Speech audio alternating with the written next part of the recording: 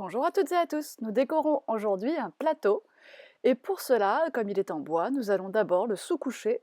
Vous pouvez prendre du gesso ou la sous-couche très couvrante que vous pouvez trouver également dans la boutique. Elle est un peu plus liquide. J'ai choisi ensuite deux couleurs de peinture acrylique Allegro, deux roses, de façon à avoir un fond un petit peu nuancé. Donc je verse dans ma palette les deux couleurs l'une à côté de l'autre. Il est parfois plus simple de dévisser les bouchons plutôt que de se servir des bacs verseurs. Et je vais appliquer mes deux couleurs de rose. Bien sûr, ma sous-couche est sèche. J'ai passé le sèche-cheveux, c'est bien sec. Et je passe mes deux couleurs de rose comme ceci, sans trop les mélanger, de façon à voir apparaître les deux couleurs.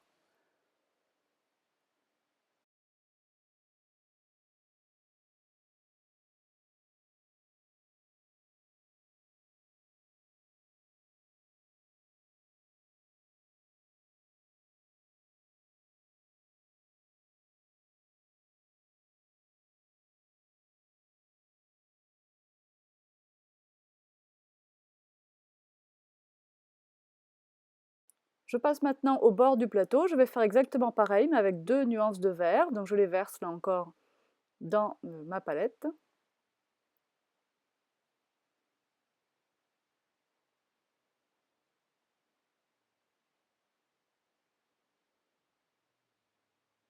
Et donc je pioche un coup dans l'un, un coup dans l'autre, de façon à là aussi faire de jolies nuances sur mes bords de plateau.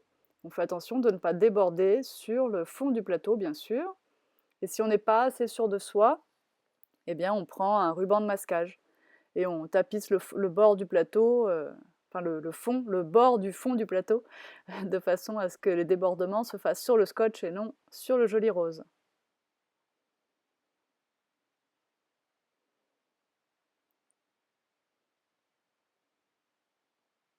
Voilà, donc comme vous le voyez, je soulève mon plateau, je trouve ça plus pratique pour bien tirer ma peinture comme ça le long des bords. Je ne prends pas spécialement un petit pinceau, on y arrive très bien, il suffit que ce soit un pinceau à bord plat et non pas rond. Nous allons réaliser quelques splotches. Pour cela, nous prenons le fond du verre dans notre palette, un peu d'eau sur le pinceau, enfin beaucoup même, et nous le tapotons comme ça, pour faire des petites taches de peinture verte sur notre fond rose.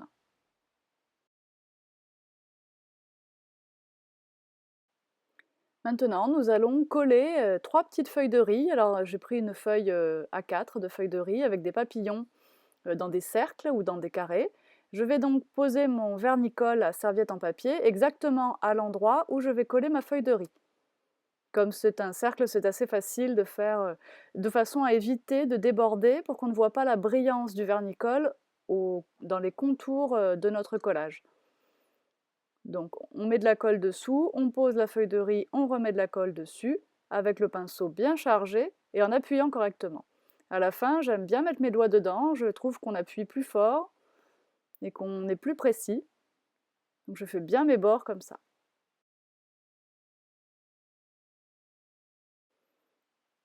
Alors je colle deux autres petits morceaux de feuille de riz exactement de la même façon.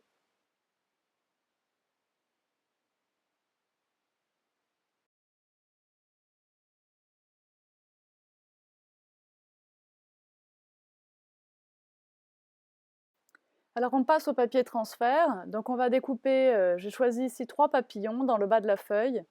Je vais essayer de découper quand même sans trop laisser de blanc autour, ça me fera gagner un peu de temps tout à l'heure. Et voilà, je ne découpe pas aussi précisément que si je voulais coller des serviettes en papier, on est bien d'accord, puisque la partie blanche, on va quand même réussir à l'enlever, mais ça me fera un peu de travail en moins de couper près du papillon. Donc on va enduire nos papillons de notre gel transfert. Alors je vais faire ça avec les doigts. Ah, là je recolle un petit bout de ma feuille de riz. Donc, je vais prendre mon gel transfert sur mes doigts et je passe le gel transfert sur la partie ancrée, donc sur le devant du papillon. Ce gel transfert finalement permet de coller notre feuille de transfert à notre plateau.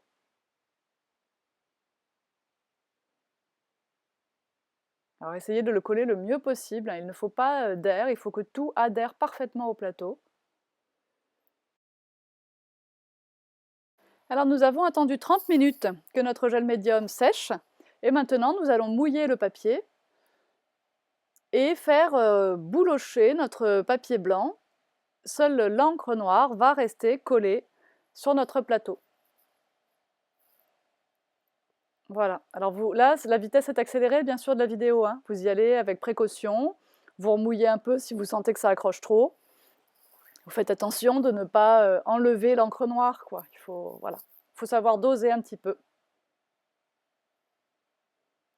Là, vous voyez, j'ai fait un petit accroc dans l'aile de mon papillon. Bon, c'est un résultat vintage que je veux, donc ça va aller, mais on peut repasser au stylo, effectivement, pour refaire quelques détails, si besoin.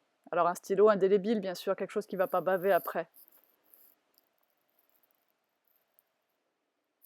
Allez, je mouille un peu et je fais boulocher.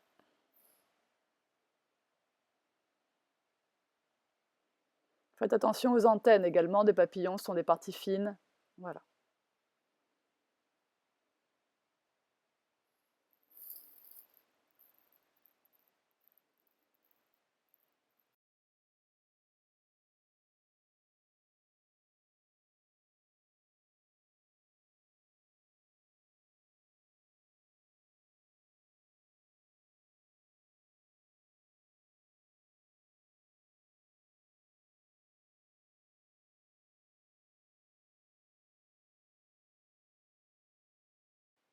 Alors nous allons maintenant passer aux aquacolors. Je choisis deux couleurs, le rose ancien et le vert. Je secoue bien et je vais pchiter d'assez loin de façon à réaliser quelques zones vertes et quelques zones roses.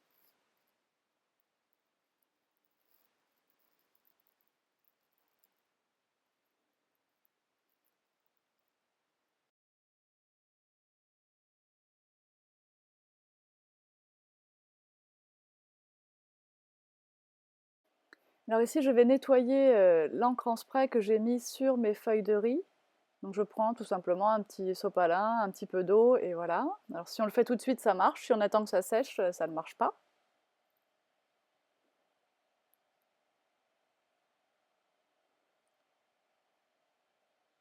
Et je vais rajouter, voilà, ici et là, quelques touches de spray.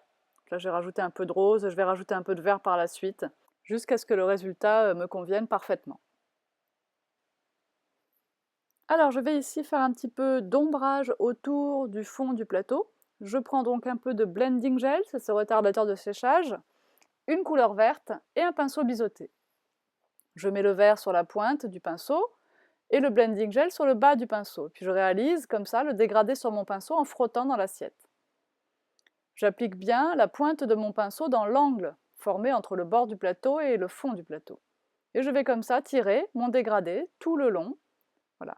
En me resservant, je fais toujours très attention de garder le bas de mon pinceau transparent et le haut de mon pinceau assez foncé. Comme ceci, en un tour de main, je réalise un petit dégradé tout autour qui ajoute beaucoup de qualité aux finitions de ce travail.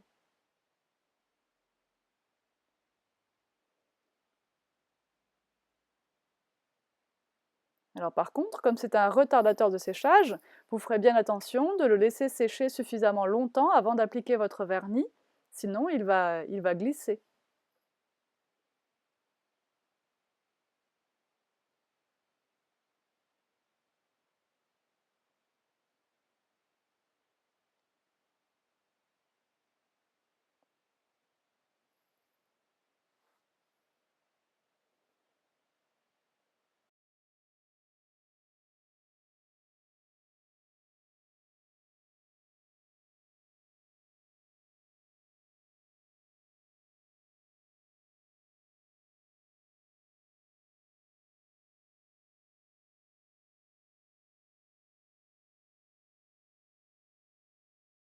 Je réalise également cette technique sur une partie des cercles des papillons de façon à les décoller un petit peu du fond du plateau.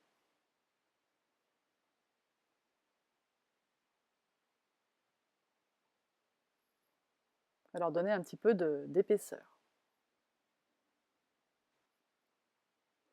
Alors pour finir, nous allons réaliser des petits décors sur les bords du plateau. Donc je prends un liner, c'est-à-dire un pinceau long et fin, et je prends de la peinture verte que je mélange avec un peu de blending gel, donc de retardateur, de façon à pouvoir réaliser des traits longs. Si je voulais faire des petits traits courts, je prendrais un petit pinceau à piqûre. Alors, je suis désolée, on ne voit pas trop, voilà. Mais là, comme le trait doit être long, les poils du pinceau doivent être longs aussi. Voilà. Donc je fais d'abord un petit dessin sans trop appuyer, et je reprends après certaines parties qui sont un peu claires. Voilà. Et je vais faire ça sur les bords longs, intérieurs et extérieurs. Également sur les bords courts, mais par contre sur les bords courts, je ne ferai pas de petites fleurs, vous allez voir après, je réalise des petites fleurs roses. Si vous n'êtes pas bien sûr de vous pour cette technique, tout simplement vous vous entraînez un petit peu sur un papier blanc, au crayon, mais sachez que de toute façon, au pinceau, le résultat sera différent. Alors, remarquez, vous pouvez aussi vous entraîner au pinceau sur une feuille de papier, ça n'est pas un problème. Le tout est de ne pas aller trop lentement pour que le résultat soit relativement fluide, qu'il n'y ait pas de tremblement. Là, la vitesse est multipliée par 2. Hein. Pour que la vidéo ne soit pas trop longue, ni trop rébarbative. Voilà, vous voyez qu'on réalise quand même très facilement des pleins et des déliés, sans trop d'efforts.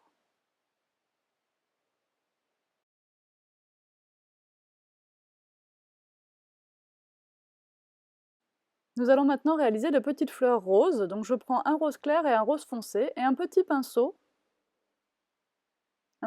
rond.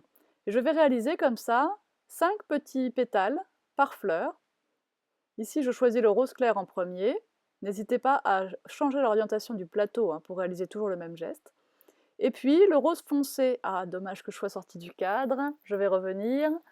Le rose foncé, voilà, pour passer au centre des pétales. Donc je fais le même geste en un peu plus court finalement. La fleur d'à côté, je décide de la faire avec les couleurs opposées, le rose foncé en premier, le rose clair ensuite. Donc vous voyez que j'ai décidé de commencer mon pétale par l'extérieur et revenir vers l'intérieur. Alors peu importe ce qu'on décide, hein, mais en tout cas, on applique le même geste à tous les pétales de cette petite fleur.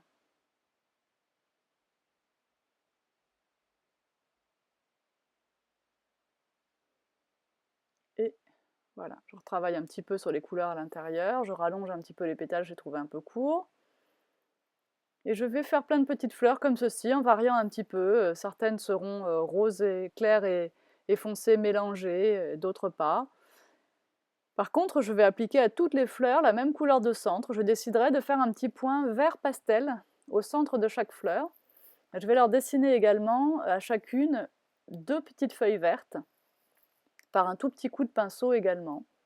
Alors c'est vraiment des trucs très très faciles à faire. Il ne faut pas que ça soit... que ça vous impressionne du tout parce que vraiment ça se fait en un tour de main, c'est des toutes petites choses et ça décore très joliment vos petits... Voilà, les 2 petites feuilles, vous avez vu ici, 2 petits coups de pinceau. Voilà, ce sont vraiment des techniques ultra simples. Et je rajoute quelques fleurs qui, elles, leurs pétales, c'est juste un petit point en fait. Alors je passe plusieurs fois dans les petits points de façon à ce qu'ils aient tous exactement la même taille, à quelque chose près. Voilà, ça me permet d'avoir des petites fleurs en complément, des fleurs un tout petit peu plus grosses. Et toujours, celles-ci auront aussi un petit centre vert et aussi des petites feuilles vertes.